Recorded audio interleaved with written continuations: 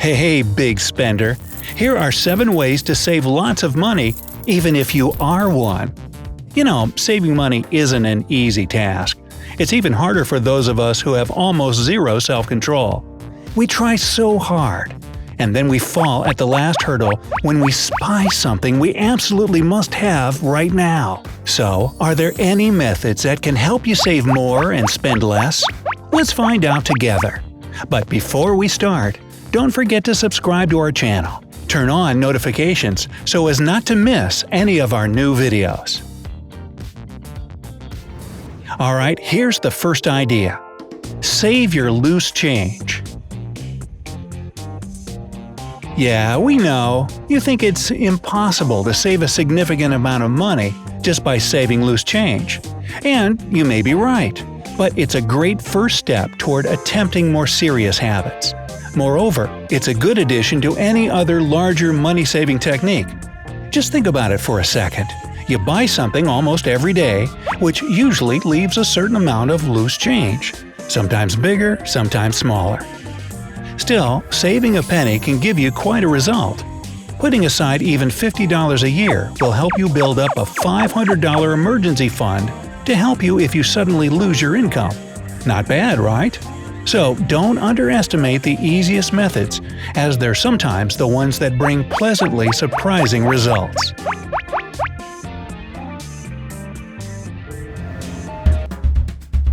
Apply the 24-hour rule.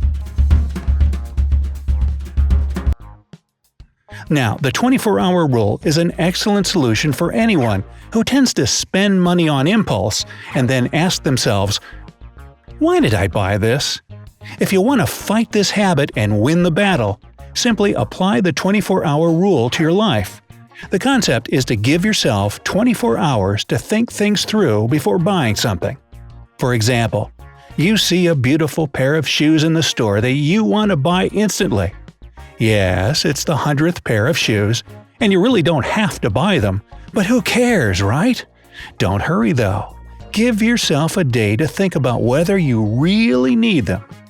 If tomorrow you still think that it's a good idea, then go ahead, but it usually turns out completely differently.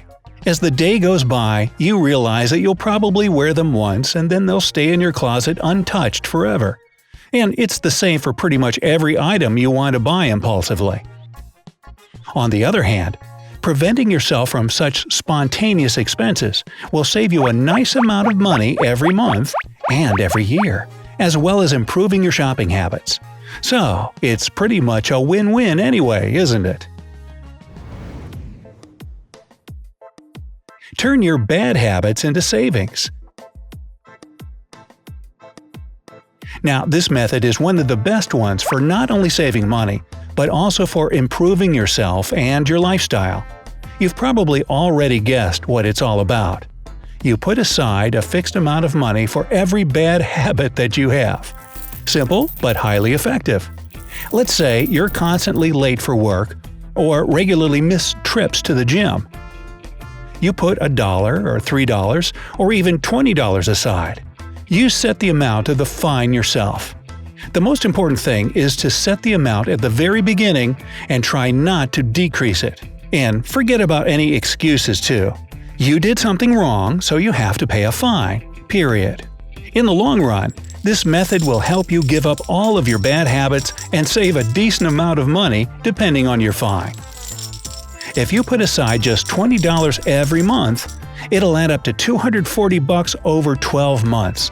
So, go for it!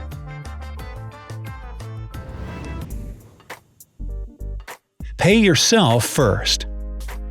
Now, pay yourself first is a method that includes paying a part of your wage to yourself before you spend it on anything else.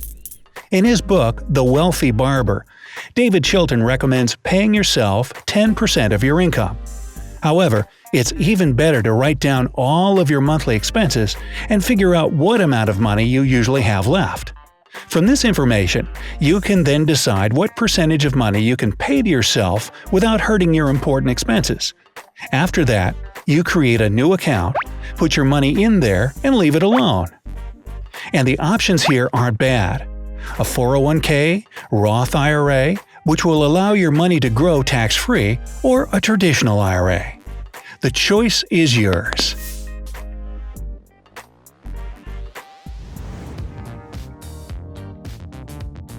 Have a no-spend month. Now, it may sound like your worst nightmare, but the strategy of a no-spend month proves to be highly effective at changing shopping and buying habits for good. Of course, it's a little extreme if you're used to buying anything at any time, but it's one of the best methods out there. All you have to do is make yourself a promise that you'll buy only necessities for the next 30 days.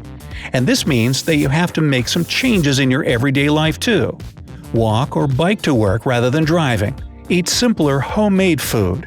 Take lunch to work daily, or cut down your entertainment expenses by going for a walk in the park or exploring your city instead. True, it will be hard, but if you use your willpower to the fullest, you'll not only save a huge amount of money, but will also lose weight, improve your digestive system, and change your life for the better. The obsession with material things is never good, and a no-spend month can really open your eyes to new things, opportunities, and lifestyles. Just try it. The final results are definitely worth it.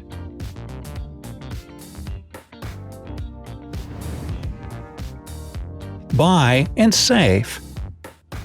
This easy buy and save method helps you to not only save money, but also keep track of your expenses, which is especially relevant if you're a big spender. The principle behind it is simple. You put aside a percentage of every purchase you make. For instance, let's say you decided to put aside 10% of every purchase. A new sweater that costs $30 will give you $3. It may not seem like much, but think about it. Spending $150 a month will provide you with $180 after a year. Again, you can decide for yourself when to put aside money and when not to. Either consider all of your purchases or only the ones that are bigger than a certain amount. If it's hard, try to do it step by step. Beginning with saving percentages from small to medium purchases and slowly moving toward bigger ones. If you have a credit card, it makes it even more convenient. Many banks let you save a certain amount of money from every purchase you make, so you won't have to think about it too much. Save in stages. Now, let's talk about a more serious method, and we call it serious because the saving in stages method takes a year or 52 weeks to complete. So you'll have to be rather committed to it. However, the results definitely won't disappoint you. The key point of this method is to save a larger amount every week than you saved the week before. For example, start with $5. Next week, put aside $10. And then $15. And during the last week of the year, put in $260. Now, if you stick to the rules and don't cheat, you will have saved $6,890 by the end of the year. A nice amount of money, right? This method only works if you put aside money regularly, without spending any. If it's too hard, try to decrease the amount and put aside money every month instead of every week. Or do it gradually, starting by doing it monthly and slowly changing it into a weekly routine. As you get more into it, it'll become easier and easier. And here's a bonus. We haven't even talked about what Albert Einstein called the most powerful force in the universe. It's compound interest, the interest or investment returns earned on your savings. Einstein said, "He who understands it earns it. He who doesn't pays it." And what about you? What was the biggest purchase you regret? Tell us in the comments below. Don't forget to give us a like and click subscribe to stay on the bright side of life.